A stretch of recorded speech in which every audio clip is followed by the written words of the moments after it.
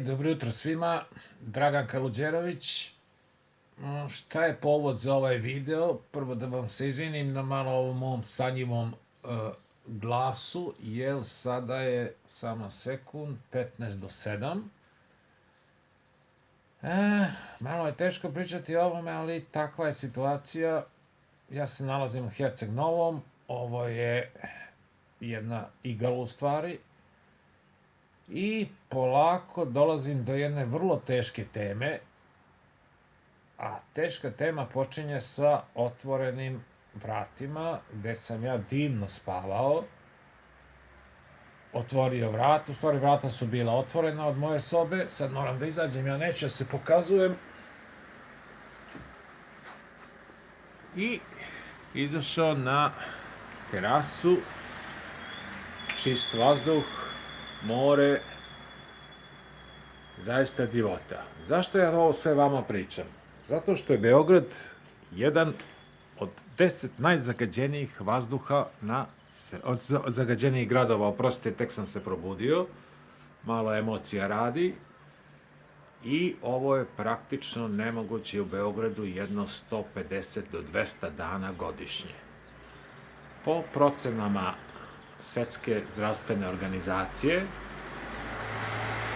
World Health Organization, oko 6 do 7 hiljada ljudi umire svake godine, uglavnom u zimskim mesecima, kao što je ovaj, u Beogradu od zagađenog vazduha. Koliko je oštećenog zdravlja, pluća, opstrukcije, srčanih udara, moždanih udara u Beogradu, ja zaista neću da pominjem cifre, sigurno je desetine i desetine hiljada. I ceo povod za ovaj video je bio, eto, ovo jutro gde sam ja ustao, otvorio vrata, u Herceg Novom udahnuo svež vazduh, što, nažalost, moji Beograđani, Valjevčani ne mogu, znači, po podacima Svetske zdravstvene organizacije, World Health Organization, od 6 do 7 hiljada ljudi godišnje umire u Beogradu od vazduha, direktno.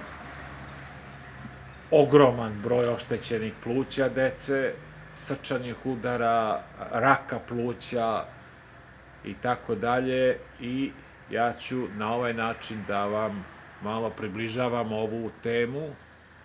A zašto kažem približavam? Pročitajte svake novine sledeće u Srbiji i nećete o ovome naći ništa. Ništa, toliko za sada, oprostite, malo emocije, evo, bukvalno sam se probudio 15 do 7, idem da trčim. Eto, toliko. Hvala vam, Dragan Kaluđerović, Igalo.